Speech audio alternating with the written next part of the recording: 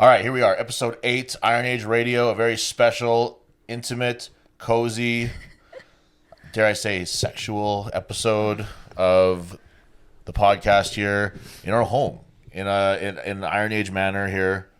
Dolly's right next to me, Honey's next to me, they're just outside the shot. There's Dolly laying down. Oh, she hasn't debuted on the podcast yet. Does she have her sweater on? Yeah, I'll get her after. Okay. We are here post-Iceland, and we continue with our stream of extremely difficult to get guests here on Iron Age Radio. So, without further ado, she took first place in the U57 Iron Claw grip competition held just a few weeks ago here in Manitoba. She also took first place in the U57 division in some fucking powerlifting meet.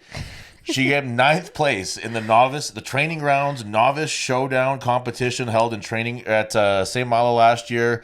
She's the SCC provincial rep for Manitoba, and perhaps the most important of all, she's the future Mrs. Sigurdsson, Jian Sarame. Hello. I just want to say, I think I came in 7th, I'm pretty sure. You told me 9th, so that's just what I wrote down. I said 7th. You didn't. Okay. Anyway, so we're back from our competition / vacation to Iceland, the land of fire and ice. We had a great time there. We spent a lot of time with the other Canadians there. We got to know sort of Wes and Paige a little bit better. We spent some time with Tristan and Anna, and also met some new friends there. Some Europeans, some Americans, a little bit of everything. Mm-hmm. Some New Zealanders. Yep. And made some new friends along the way, which is really the greatest competition of all, or whatever. So, what I want to do this episode today is, we had our own experiences. We had our own trip there. We talked to Wes a little bit after the competition there, and the response for the episode was really great. I had more than one person, 2, tell me that it was their favorite episode yet of any of the podcasts that we've done, the old show or this one. And I'm on every one, so it must have been Wes, I guess, because that was the only thing that was different, was that it was Wes and it was in Iceland. So shout out to both Wes and the country of Iceland. But he was great. I really enjoyed having him on here and to get to know him a little bit better. And you take his position as the hottest guest that's been on Iron Age Radio so far. Josh Spurgeon. That's true. And he was shirtless. We didn't include that part, but there was a part where he wasn't wearing a shirt. I just found this out. His last name is pronounced Spurgeon. He's French? Well, he's Cajun. Oh. Louisiana. How come he's never corrected us? Because I just made that up. Well, because that wouldn't surprise me. Joshua Spurgeon. Because Thrones is Tronus. Tronus, yeah. Yeah, and people call him Mikal, and he doesn't say that it's actually Michael. It's Michael, just spelled weird. So anyway, we had the Magnus for Magnusson Classic in Iceland, the easily the hardest competition that I've done. The stiffest competition. Mm-hmm. 3 days out, like the other athletes, other competitors. 3 days outdoors and tough events. Like, not necessarily like the weights weren't insane for everything, but the events themselves, like the implements were very difficult. The temperature made things very, very hard. And it was fun, but not, like, looking back at it, I'm like, man, that was a great time. But while it was happening, it wasn't necessarily the most fun thing in the world. I was fighting for my life every day. Yeah. It was -15, and it's windy, and it's like a wet kind of cold that you can't really shake off. Yeah. And you were kind of the hero to a lot of the people there, like, say, Evans or Liz or whoever it might be, that you had these little hand warmer things that everybody was just passing around like they were currency. Those were popular. That was the best Prime Day deal I've ever gotten. Yeah, Amazon. Yeah, if you guys need those, and a lot of people were like, "Where did you get these?" Just Amazon. This is a very simple thing. So let's start at the beginning of the trip. Mm-hmm. So we fly into Iceland. Jian takes a bunch of muscle relaxers. She's out on the plane. I took one. She took a handful of pills and just passed out cold. And I was wide awake, making sure that the plane landed safely. That was my job, to make sure that I was awake, so that if I was needed in the cockpit, I could be there. And I didn't sleep a fucking wink on the way there. But as we were flying in, the pilot lets us know that there's actually a volcano going off just right outside the window, right next to the airplane. It felt like it was, it was far away, but it seemed like you could almost reach out and touch it. It was right there, and it looked like literally hell. Like it looked like hell was opening up, and we were all going to go there. And it was an amazing way to start the trip. And nobody was freaking out. That's what I was weirded out by. It's just like, hey guys, look, it's neat. Yeah, like Magnus came and picked us up at the airport. And he was just like, "Yeah, that's the volcano over there." And it's just like, it's like just seeing like a building in town, you know? Right. It's cool though, because since it's been erupting every now and then since 2021, but before that, it had been 800 years since the last eruption. So it's been 800 years since my last eruption too. Eh? Okay. Hold that for a second. Okay. Very important. This is Honey. She's our new baby. This is Honey. Dolly is a big sister. Yep. So we picked her up the day. Well, we're getting ahead of ourselves. We'll talk about that later. Okay, yeah, we'll talk about Honey later. So we land in Iceland. We meet up with two of the Latvian fellas, Ivor Smokstelis and Didzis. I don't remember how to pronounce his last name. I'm not going to try. Right. But they're both lovely gentlemen that were they're real like seasoned veterans of the strongman sport. Ivor's you've seen him on Strongest Man on Earth, World's Strongest Man, Giants Live and stuff. Like he's really a guy that was like to be competing against him felt pretty special. And Didzis was secretly one of the strongest guys I've ever been around, I think. Yeah. Like he was a very quiet guy, and but very friendly, very very like nice to be around. And man, he was just waiting for that log event the last day. Yeah. The last event of the last day, he just last two really with the deadlift too. He's obviously just a static monster, and we ended up following each other on Instagram. And he's like won like a bunch of log lifting championships and stuff, which is not surprising. He was a very very strong fella. So it was us and Wes and Paige just rolling around Iceland together in a van. Wes did all the driving, so shout out Wes.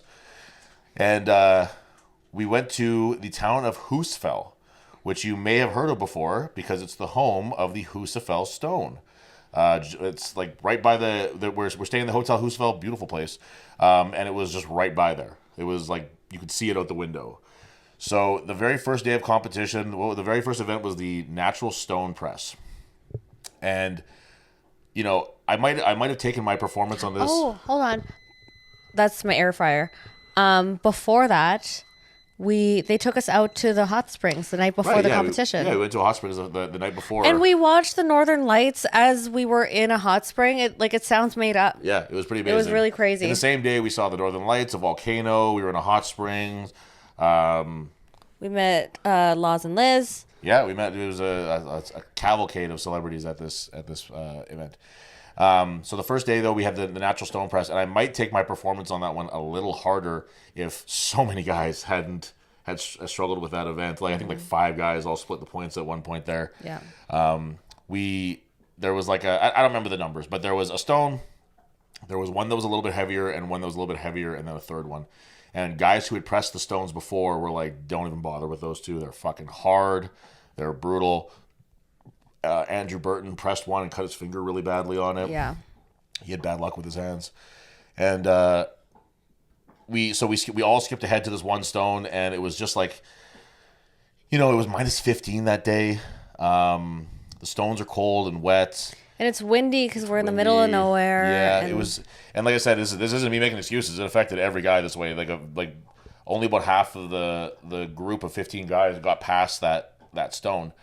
And I was a little frustrated with my own performance because I pressed more on what I believe to be a harder like block implement. Sorry, my mustache is tickling me.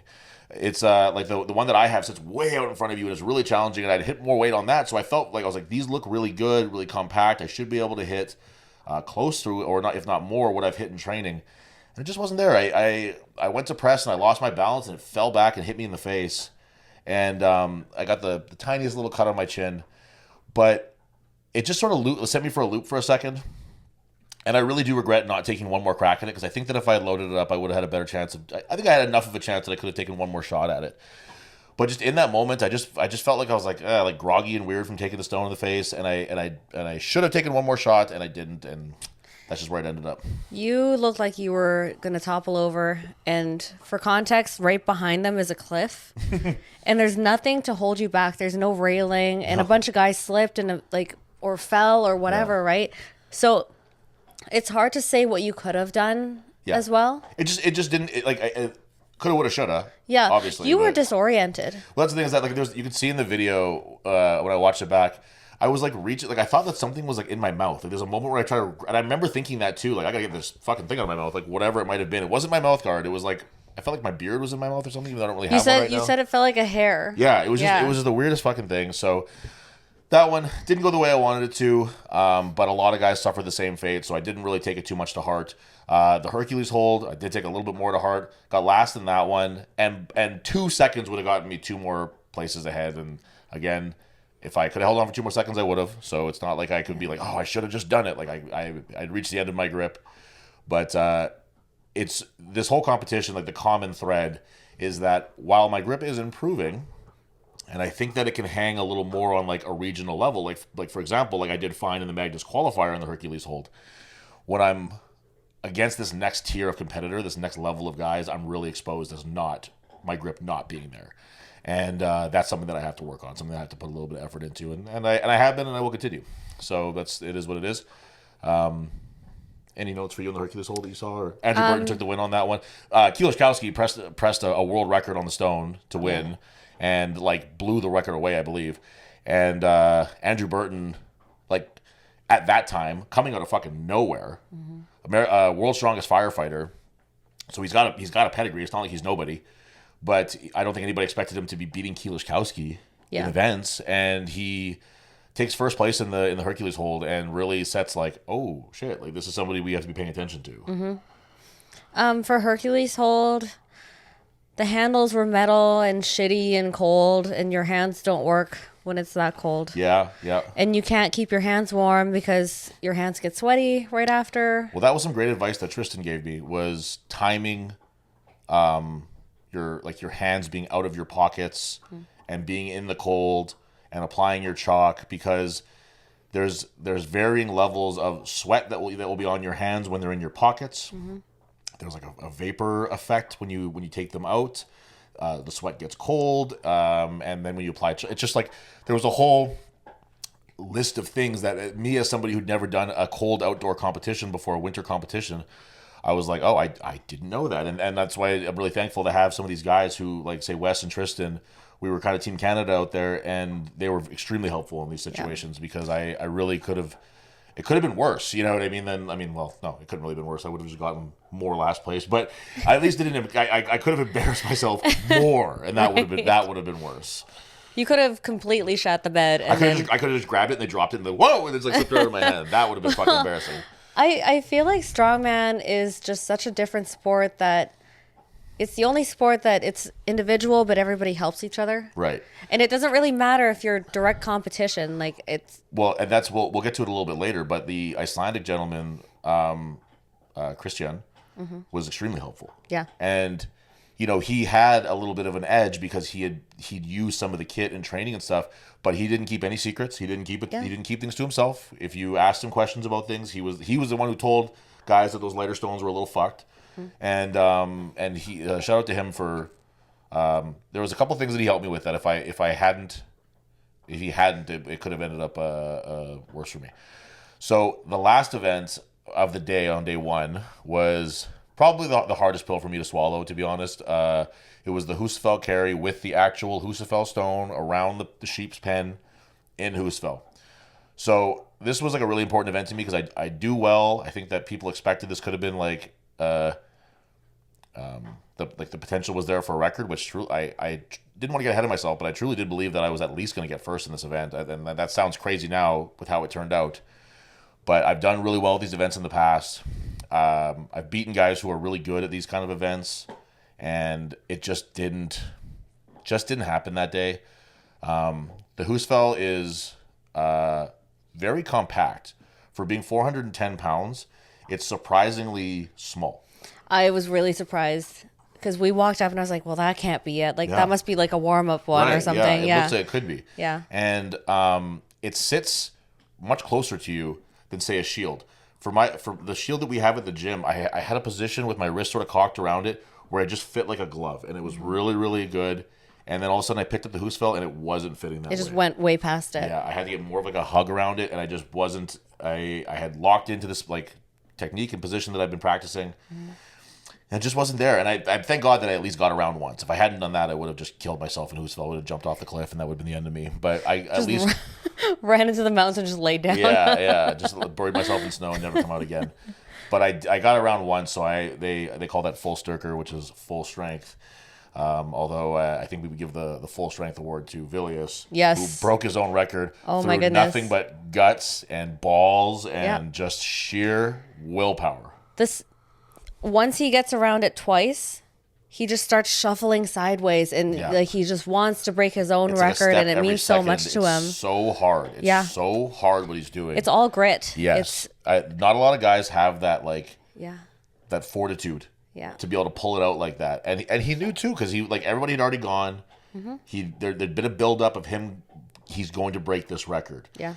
So I think that he recognizes that he's like, this is something that I have to do now. Right. You know, and credit to him for doing it in front of his family.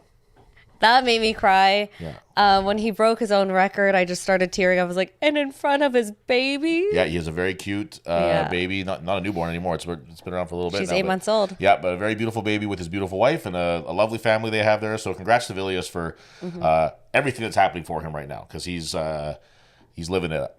So I ended up getting, I think it was like 135 feet, 47 meters, I think. A lot of guys did struggle with it, though. I think I ended up with in like the top half still. You know, I beat some guys who were very strong, and I wanted more, but like I looked at we were battling the sunlight. The sun was already starting to go down. It was so late in the evening. It was like 2 p.m. So the sun's already going down in Iceland, and so they didn't do some things that they had done in the past, I guess, where they like blowtorch the stone in between To dry it between competitors, because when you drop it, you just drop it onto snow. Right. Yeah. And So, it's not, and because it's cold and it's frozen, toweling it off doesn't work because of the condensation. Yeah, it's different, Yeah. right? So the numbers in general were quite a bit lower this year than other years, because they just didn't have the time that they've had in other years to baby the competitors. No, I'm just kidding. But it was like Jeffers beat me in a fucking front carry, which is like, that's fucked. It's not a position you want to find yourself in, is where Jeffers is beating you in a front carry. That's for damn sure. But it was a cool experience. I was so happy to be able to get out there and do it. And even though I feel like the stone kind of beat me, you know, you're supposed to get around once. That's like the thing. So I did that. You could have married the farmer's daughter. Yeah. Oh, I could once have. in a quarter. Yeah, that's true. I should get in contact with the people of Husafell, I suppose. Can I just say, you were really bummed, and like I could tell, and we were standing right next to Liz, and she could tell that you were bummed about the outcome of the Husafell stone, and then guys were going after you, and one guy zeroed. I don't remember. It was Evans. Well, okay. I think Evans zeroed, and then Liz would turn around and go. Yeah, when guys would do worse than me, and she would go, another it's one. It's okay, Tyler. And Liz was very sweet. I'd never met her before, and she was a highlight of the trip. Yeah. Her in-laws both are just very wonderful people who lent a lot of credibility to the event too, because they have a very big YouTube following, and Laws's history in strongman it speaks for itself. They're both very knowledgeable. Yeah, I'm always impressed by like, it would be very easy for Liz to be the sidekick. You know, the wife of the strongman, but she's not. She's extremely knowledgeable. She knows just as much as any other analyst or commentator or anything else that would be on YouTube, and I like watching their content for that reason. Like, she's not just there as a token pretty blonde, you know Right. what I mean? And like, on her own, she can stand on her own with a show, right? yeah. And I think it was nice too to see the wives, the girlfriends, the partners, we'll say, becoming friends over the trip too. Like, say, you and Paige and Anna and Taylor, I believe was Andrew's wife, I think, and it was just nice to see friendships blossoming all over the place. You know what I mean? And it was and from around the world too. So that was the end of day one. It was about 5 hours in the cold. Minus 15 in the middle of nowhere, so you're not covered from the wind. Beautiful location though. Like, if you watched it on Official Strongman, it looks great. It was awesome, and that's something too, is that we had Official Strongman there. Colin Bryce was there with the team, filming it, and it made it a really fun. It's fun to just go home and go on Official Strongman and watch yourself on there. Right. And you made your debut on Official Strongman, catching my mouth guard after the Husafell. So that was lovely. So then we went on to day 2. We left Husafell. We went to... Was it that night we left? No. Yeah, we only stayed there the night. Yeah. Yeah, we went to the Fisherman's Village. 2-hour drive. Yeah, which is just outside of Reykjavik. Really neat little hotel with like right on the water with this sort of like nautical theme to it and stuff. And it was it's almost like little cottages. Yeah, it was nice. It was a nice little place. It's very cute. And then the second day we took the competition to Nathelsvik, which is like a little hot spring resort, like might be the wrong word, but a beach with like a pool and stuff. Yeah. And really nice place. Cold on the water too with the wind and everything. You know, it wasn't as bad as the first day. I'm getting goosebumps. Oh my god. Yeah. It wasn't as bad as the first day, but it wasn't warm, that's for sure. I was pissed off about the people going in and out of the ocean like it's not a big deal. Crazy Icelandic people. Oh my god. Like, what do you have to prove? That's where I really realized that I am Canadian Icelandic and not Icelandic. Right. Because I was like, no thanks, that's not something I'll be doing. But we competed that day. The first event was the yoke into the farmers. Mm-hmm. So the yoke was on the dock, the farmers was on the beach, making it quite challenging. And they're just these big rocks with handles attached to them. They weigh they're 2 different weights. They're like 308 and 320, I think was the weights. And they bang into your legs and you're on the sand. And it's uneven. They're not going to rake the sand for you. No. And yeah, that's true too. They didn't rake it over between competitors or anything like that. And that was one that even though I didn't get very high, and in fact I think I got 3rd from the bottom in the placing, I did consider it a little bit of a personal victory. I finished the farmers. Farmers are not my friend normally. They weren't the heaviest farmers, but the sand made it very challenging. And then I had one drop, but that was a balance issue. Like I held it the whole way down, and it wasn't that my grip opened up. So I do take that one as a small victory because it just means that my grip is getting there. We're getting somewhere with it. It's not at these guys' level yet. Like Wes won. And he ran with him. Boy, did he win! Yeah. He was awesome to watch on that, and it was nice to see Tristan too finally have a chance to show off his grip. It's always these bullshit events where it's like farmers, but a light farmers, and then into some other garbage. And it's just like it's like a moving event, not a grip event. So it's nice to see him get challenged and show off his grip a little bit. But that was a good event. It was fun. It was very like Magnus, where the yoke was this big wooden thing, and when you dropped it, it just bit into the dock, and it looked like it was going to tip over every single time. I was afraid that we would have to catch the yoke every time somebody would drop it. Yeah, it looked like it. So, Dolly, you're going to look at my phone. The second event of the day was the sandbag toss. It was really an interesting event where I was the second pair to go, I think, and I was like, okay, I finished them all. I got a decent time. It was like 30 seconds, I think. I had to redo one bag, and I lost some time on the first one because I just, like a fucking dummy, I just watched it go over, and I was like, oh my god, I was so mad. I don't know why I did that. That was super. He threw it, and he was like, what's going on back there? Super rookie mistake. I don't know why I did that. I think you were in your head because you knew that it was a good event for you, and you so didn't want to fuck up. Yeah, if I and you know, whatever, could have shaved off a little bit of time on that one if I wouldn't have been a dummy, but I was. So 30 seconds getting all the bags was good for like 8th place. When you have just absolute monsters. That's like insane. Yeah, dude. Well, you got Wes. Right. Shane Flowers, who throws bags like it's his job. Like it was unbelievable. Like that was the standout performance, I think, of that one and Andrew Burton's performance on day 3, which we'll get into.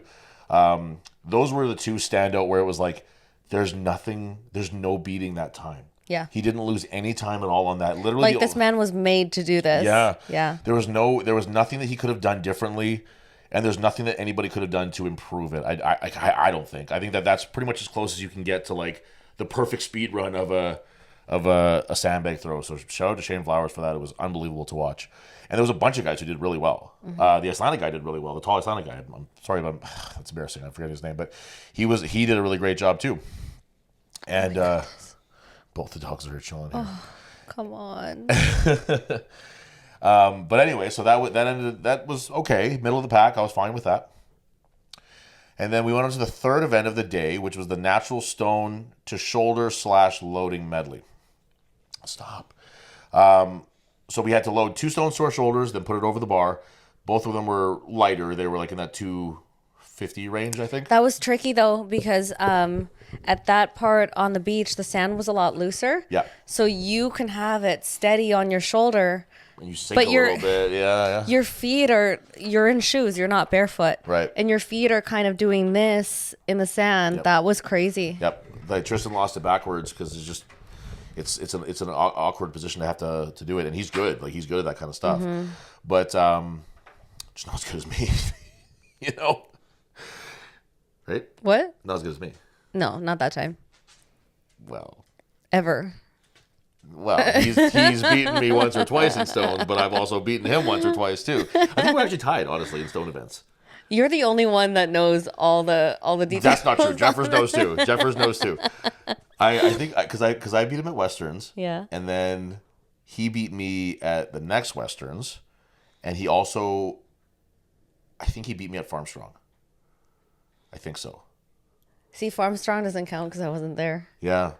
I think he beat me at Farmstrong because I remember thinking that I had him in that one, and all of a sudden it was like, what the fuck? Tristan got good at stones? When did that happen? Dolly, get out of there. Sorry. Dolly. Stop. And then I beat him on this one, so we're tied. We're going to have some sort of a stone-off tiebreaker.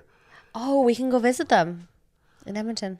Yeah, we'll have to do that. Yeah. And then, no. Oh, wait, no. It has to be in competition. Right. Anyway, Tristan, you're very strong. Tristan, I know you'll beat me. It's okay. Tristan's got better things to worry about right now.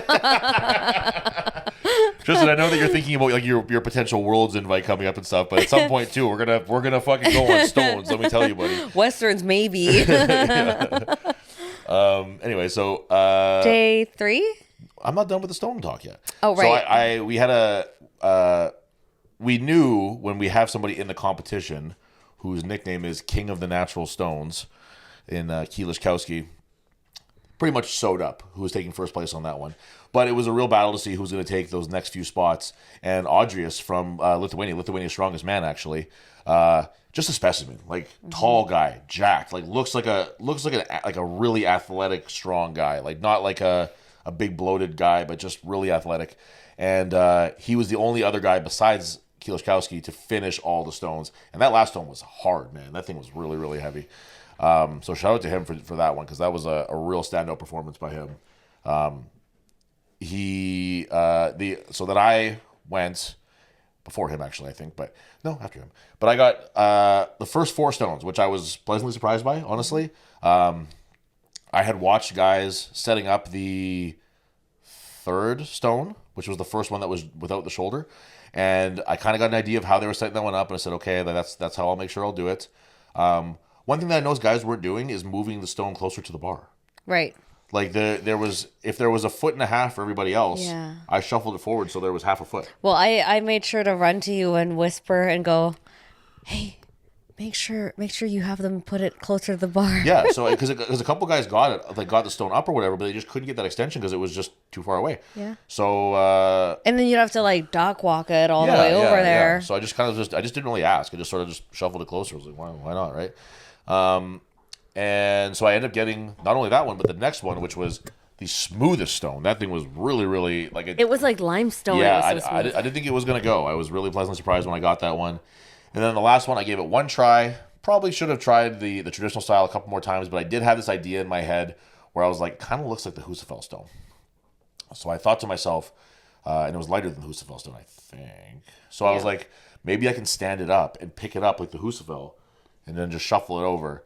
But it was worked out much better in my head than it did in reality. But I think that if I would have had maybe a little more time to maybe shuffle like 5 it, more minutes. Yeah, if I would have had like the rest of the day, I might have been able to figure that one out. But it wasn't there, but I was extremely happy with that run. 3rd place overall in a field of like truly world-class competitors. I'm very happy and like confident right now with where my loading in general, but Like that's like I've done well lately in Atlas Stone stuff. You know, second to Jeffers in at CSM, which in my you know, whatever, call me whatever you want, but in my mind that puts I think that I'm the third best stone loader in Canada behind Max and Jeffers, because I'm just showing up with these lately. And whatever, if I'm wrong, then fucking prove me wrong. But that was the end of that day. We also, I want to mention too, shout out to Martin from the gym, who came all the way to Iceland. I mean, he got a nice little vacation out of it, but he came just to cheer on the team, just to watch the Canadian guys and the Iron Age guys specifically, and it meant the world for him to be there. We really just appreciated it, and it meant the world to us that he was there. So Martin rented a camper van, and he was planning on doing this road trip on his own, and I kind of had to stop myself from just taking up too much of his time, because I was making all these plans, and it's like, oh, maybe Martin can come with us to whatever. And Tyler was like, yeah, but he might have his own plans. And we kind of just took over his whole vacation and made him hang out with us. Yeah, he hung out with us the whole time, and mostly my family, even when we weren't there. Oh my God, we napped after the competition, and Martin went out to Reykjavik and just like hung out with them. With my family, yeah. And got hot dogs, and he was in the back of the car. Yeah, had a great time, it seemed like. Yeah. So that wrap day 2, we went and got our $30 Domino pizza.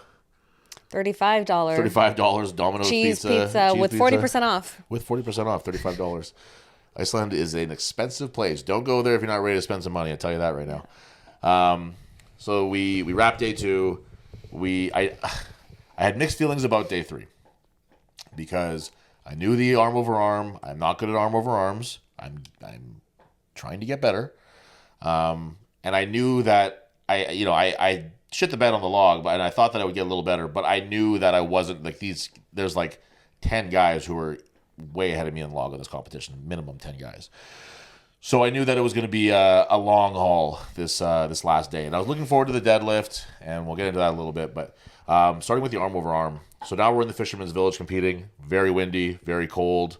We have this Komatsu backhoe with like the cable or the rope attached to it with the pulleys, and there's a fishing anchor, I think, or something, a buoy or whatever. Yeah. With 90 kilos more, I think was what it was. They loaded it. 40 kilos more, I think. Yeah. Than what they had last year, and boy, did that make it hard. I hit a couple of the warm-ups, and it was extremely difficult. I made sure to stress this too, because like Liz talked to me on her video, and my bicep didn't. It held up really well through the whole competition. I didn't really notice it until the last day, or a little bit on when did I notice it? The stone, maybe. The stone press. The first event of the first day. Yeah. Right. The stone press, but it held up really, really well. Like I will in no way can I use that as any kind of an excuse as to poor performance for anything else. But with that arm over arm, I did one pull, and like I said on Liz's video, I don't think I was going to get 1 point anyway. I don't think that I was going to get anything on this. So I was like, the idea of just like holding that tension and pulling harder, it just felt like a bad idea. So while I could have done a little better than what I did, I don't think that I could have done good enough. So I decided just to stop right there, which is a shitty feeling. It's not nice to have to quit, whatever, in my mind, that's, what do you do? Pop your bicep on the first event of the third day? So it just didn't seem prudent.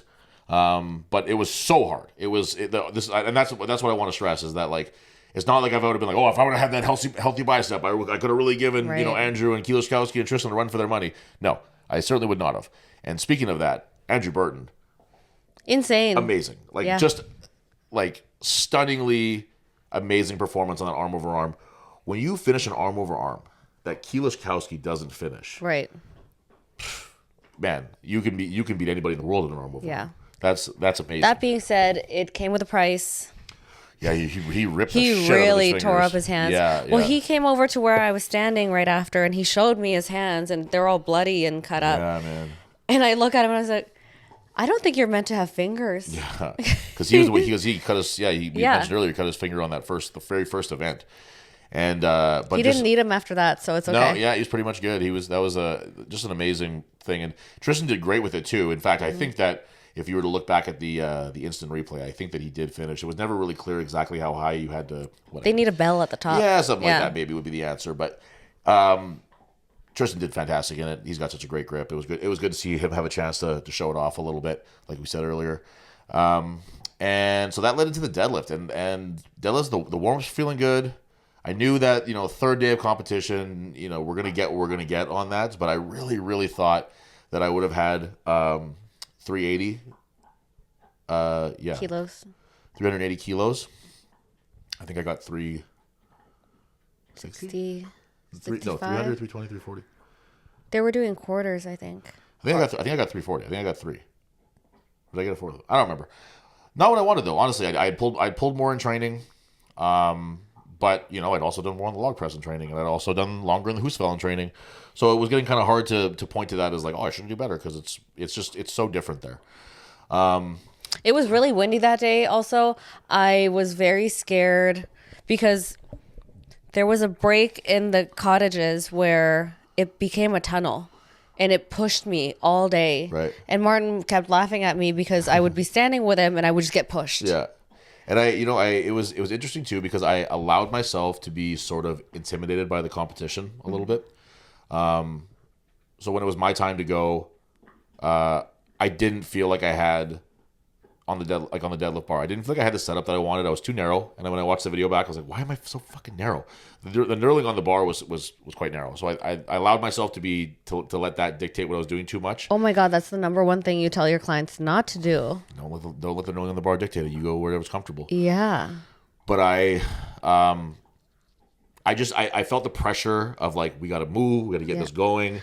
It was a fast day. Yeah. Like everything moved very fast. And there's something to be said too, that when you're very low on the leaderboard, you don't want to be the guy who's holding everything up when it's like, can you just fucking go so the rest of these guys can get lifting? But that's just what goes in your head. Yeah. You know what I mean? I'm not saying that's right. I'm just saying that it was the same thing when I went to CSM in 2022, where it's like, I don't need to be the guy holding up the line here to get last place. You make yourself small. Right. Because you're the new guy around. Right. Yeah. So at that point, I just felt like I was like, I just got to go. And I didn't feel like I was like set up the way I would have liked. And I'm not saying that I would have gotten more or anything because of that.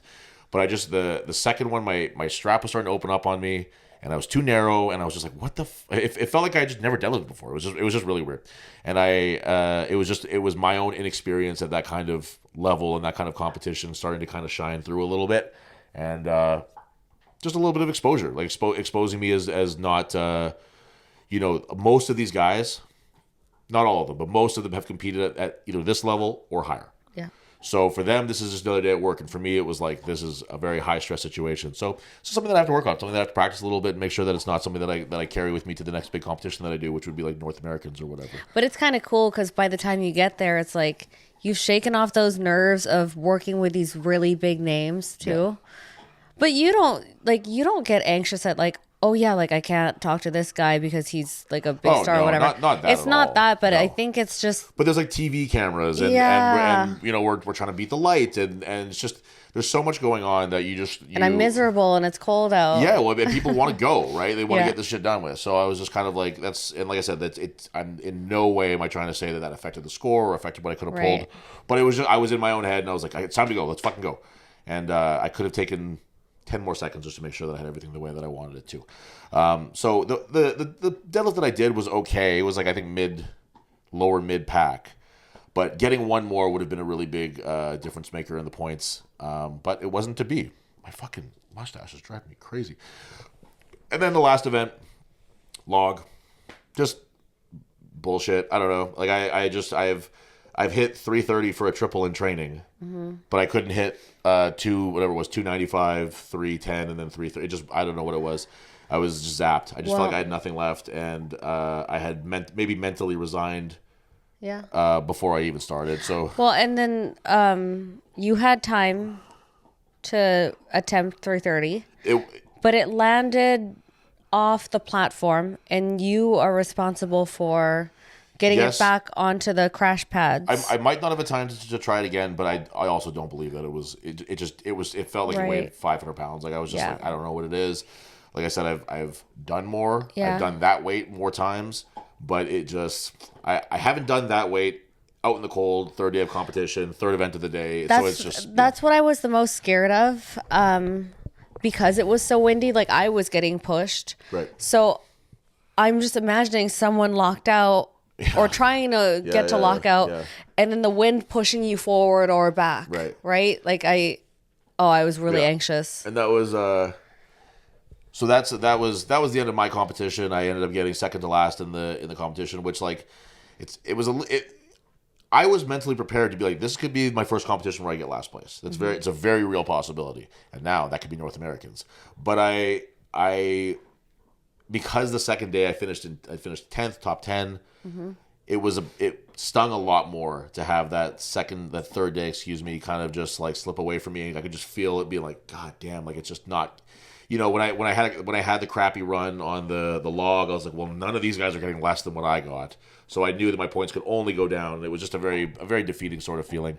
And like I'm fully aware that this was like my hardest competition I've ever done, with the hardest competitors I've ever been against, and everybody that I competed against is like either at or going to be at a world level very soon. But it's still hard. It's still, like it's still a tough pill to swallow to be so low, to see your name so low on the board. But you've never seen your name on a Giants live board either. Wasn't Giants live, just to be clear. Or, right. But I get what you're saying. Though. Yeah. But it's just, and that's the thing too, is that it's just like I have to just be like, hey, it's my first event of this. If I want to compare it to CSM, I finished 10th out of 12 in my first CSM. Yeah. Went back a couple years later and I got 5th. So it's like there's something to be said for experience at a certain level of competition. Right. And I think that we talk about that all the time at like the very beginner level of like competing a lot, getting experience, getting comfortable, getting confident, feeling like you belong there, all that shit. And then I think that sometimes, I know that I did forget that continues on to those next tiers too. Like when you first go to Westerns, it's a really terrifying experience. Right. When you first go to CSM, it's a very terrifying experience. When you first go to international, which is what I did here, it's a pretty terrifying experience.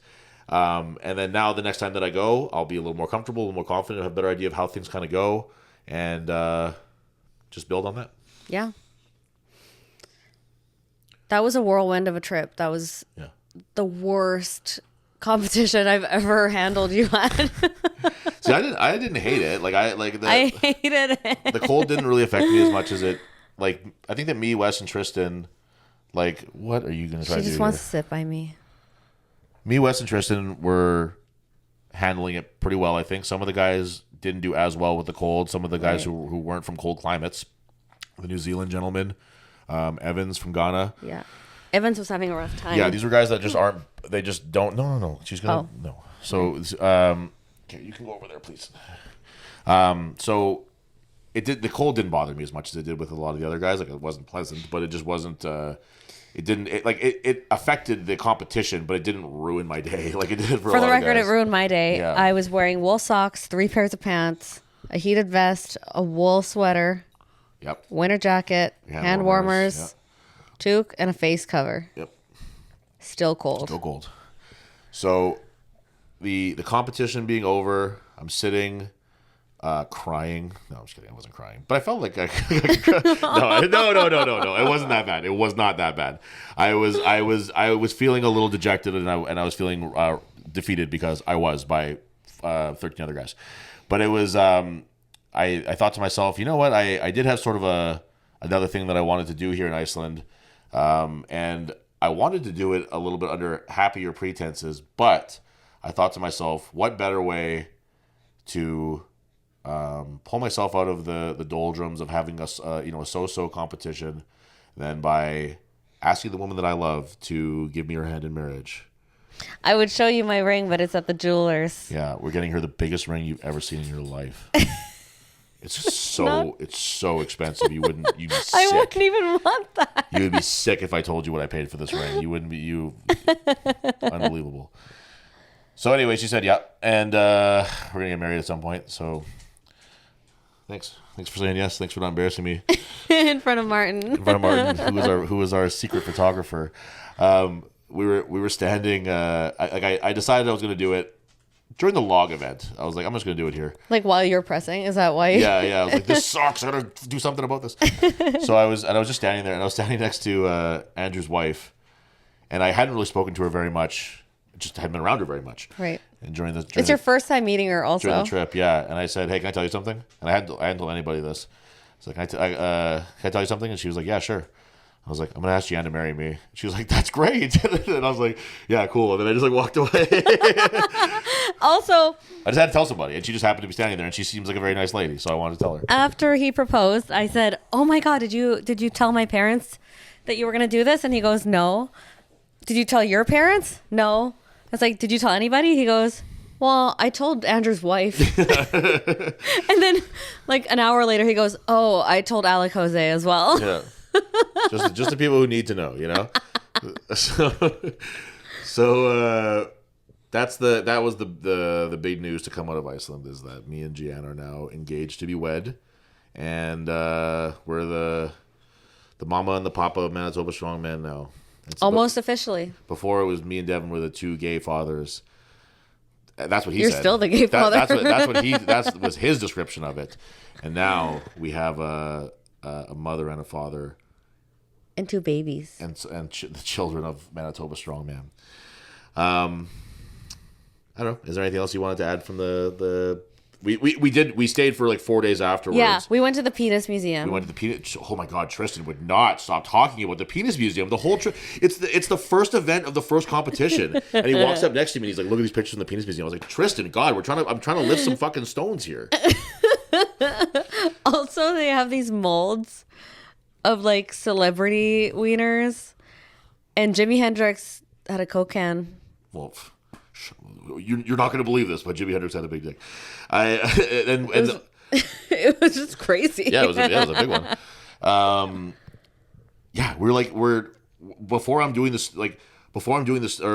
Before Tristan's log run at the very end of the competition, me and Wes are kind of standing around him like, hey, let's do this. Like, this is your chance to win this competition. Like, you can beat Kielskowski.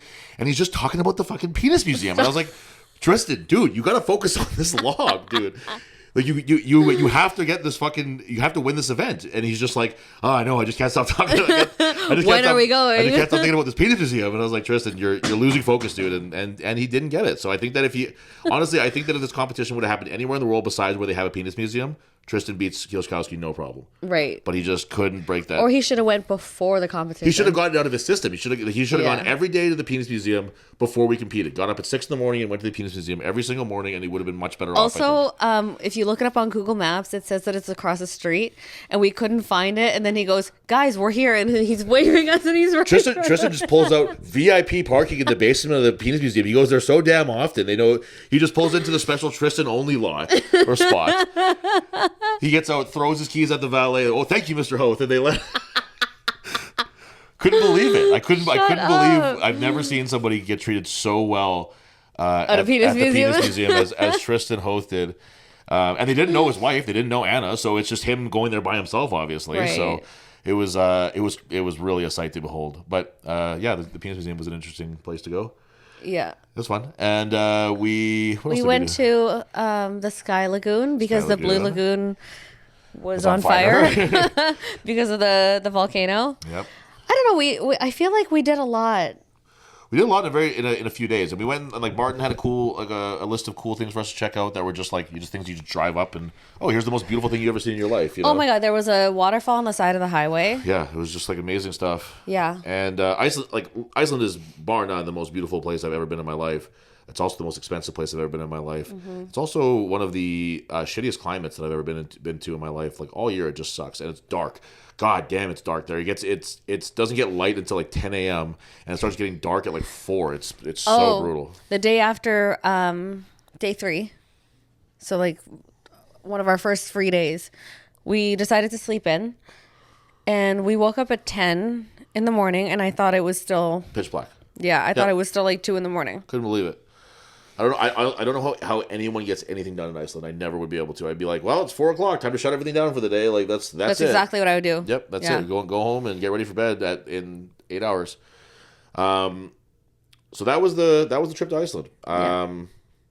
Very like a really great learning experience. Something that I can say that I've done that not many people get to do, which is compete at that competition. I made two mistakes when I said that I was the first Manitoban to do an international. Untrue. Brent Ham competed at 105 Worlds in China. So then I corrected myself and I was like, okay, well, I'm the first open weight to do a pro show, an international pro show. Also untrue, because the legend, Jose Morneau, has competed at World's Strongest Woman 3 times. So I'm just fucking...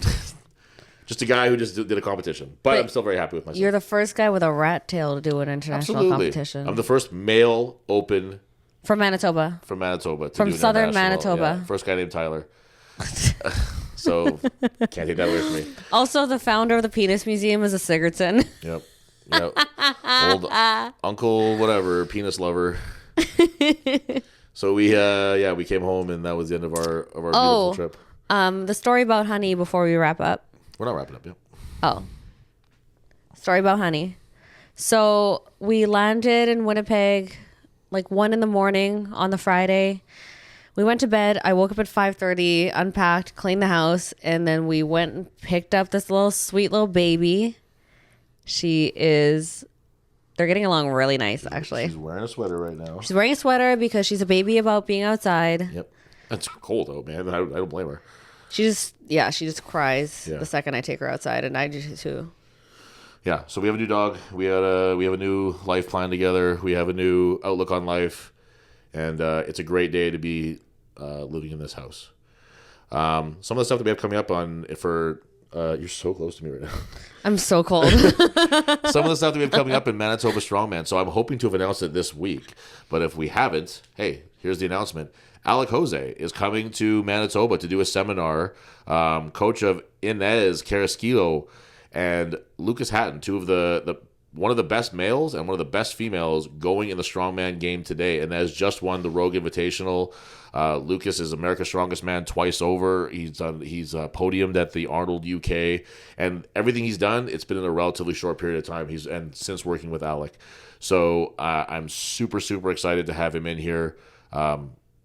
Please, God, if you take strongman seriously in Manitoba, go to the seminar, because it's like these things are. Like, to learn from someone like this is such a rare experience, and I really want to see everybody come out and take advantage of it. And just take note that it's not $400. No, yeah. We would never charge an insane amount of money for you to learn from someone who's very smart. Frankly, I think that Alec, he's worth $400 to me. He is $400, but we're not willing to, we want it to be accessible to people. We want people to want to get better. To be able to go, and we I'll be totally upfront with you. We found a good price on a flight, good price on a hotel, so it was able to work. We were able to charge. And he's kind enough to want to do something like this. Absolutely, yeah. So February 8th, he'll be here at Iron Age. $85 to register. I'm so excited to have this opportunity for people to come in and learn from him. She's probably awake now. Get back. I was trying to get Dolly snoring. So we have that, and I'll say too on March 8th. Is that right? They're both Saturdays? March 8th? What? The log? I don't know. March something. First Saturday of March. Yeah. We're going to do the charity log, the annual charity log competition right at Iron Age as well. $25 to register. Every dollar that's given to us through the registrations and any spectator money that we make, everything. There's no asterisk, there's no loophole. Everything that's made from this event, competition is the wrong word, exhibition, is donated to the North End Women's Center. Everything. I really want to stress that, because it's none of this percent bullshit. None of this part of the proceeds. No, everything. This is a really big deal to me. Every year we've been able to donate somewhere in the neighborhood of $1,600 to the North End Women's Center, and they are always extremely grateful, and they need it. They need the money, so we're happy to do that for them, and we're gonna do it again this year. If this is a thing that I put on my Instagram, but if you are literally any gym in the city, any gym that's an hour outside of the city, if you have 4 people who want to learn how to log, clean, and press, I will come out there with a log and teach you guys how to do it. The only catch is there has to be 4 of you guys, just because I want it to be worth my time if I'm driving around all over the place. And they all have to at least register. You don't have to do it. I just want your money to give to the charity. But it'd be even better if you did it. They all have to register for the log competition. So that's not asking a lot, is it? No. Nope. So if you're interested... If anything, it's very annoying because it's like, hey, it's another Saturday we're not spending together. Yep, create more work for myself. So if you are a coach at a gym, if you're a member at a gym, or if you're a strongman competitor or not, and you think that there'll be enough people there that it might be interested and the gym will allow you to do it, contact me. I would love to come down and teach some people the ways of the log. So that's about as far out as we'll go with our announcements. We do have the season kind of starting to shape up a little bit here. I think maybe next week we'll announce like a new show every week. How does that sound? Yeah. So by the end of December, we'll have pretty much announced the season for Manitoba, I think. Do you expect we take a little break for Christmas for the podcast? That will be a Denzel question. Right. And we'll figure that out with him. But yeah. Potentially, yeah. We'll do like a best of episode, like the best of Jeffers, the best of like all the times that we made fun of Jeffers or something. Yeah. Yeah, that would actually be pretty funny. I would listen to that. Or we'll just you know what we'll do if we're short an episode, we'll just put the mic next to the phone and be like, Tristan, what do you think of the Penis Museum? And it'll just like 3 hours. He won't even know that we're recording it. He'll think that he's just talking to me on the phone. Right. And I won't say anything for 3 hours, and he'll still be talking about the Penis Museum. So that's probably what we'll do if we're short an episode, actually. Also, he brought his mom. Yeah. Shelly. We got to spend some time with Tristan's lovely mother and grandmother and his brother. But we didn't see him as much. But we saw his mom and his grandma a whole lot, and they were both lovely travel companions. They're very sweet. They are. Yeah. So, do you have anything else you want to add to that?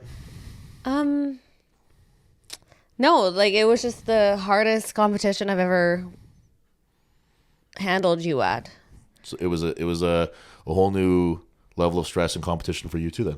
Yeah, like it was very stressful for me because I knew that you were in over your head for some of it. Okay. Well, fuck you. How about that? You were kind of a nutcase, but you weren't like outwardly showing it, but I just knew it. Well, as long as nobody knew that I was in over my head. Good God. So, you know what I meant. Holy smokes. I don't even know what to say to that.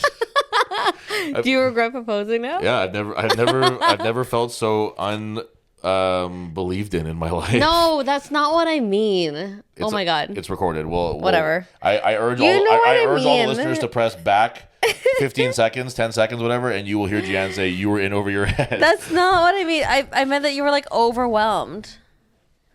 Well, I wish you would have said I was overwhelmed then. Okay, well, fuck. Like, English is my second language. Ladies and gentlemen, thank you for joining us here at Casa del Sigurdsson, Casa del Cerame, and we will see you guys next week. What are we going to talk about? OSG. We'll be talking OSG next week. Recap, yeah.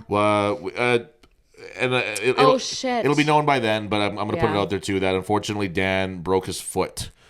Like the clumsy oaf that he is. Like 2 days before it was time for him to leave. He's walking around in a boot right now.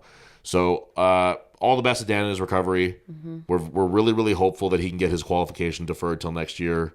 And but maybe we'll sit down with Dan. That would be a good guess as any. We'll have the weekend off at least. Yeah. So we're gonna watch OSG all weekend, and we will discuss it with you guys. Especially that open men's division. Really excited to see what happens in there. Best of luck to all our friends competing. Yes, everyone that we know, everyone that we've ever met, who's doing OSG, Canadian, American, wherever you might be from, we wish everybody the absolute best. Yeah, we can't name them all. I don't know who's going, but yeah. Jeffers, because he never stops talking about it. Right. And Colton. Right. I don't know. Let's not get into this. I was going to say, don't even start. Josh Burgeon. Okay. Josh Burgeon. Okay. All right. Thanks, everybody. Bye. Let's show our dogs. Okay. Wait, I want to hold Honey.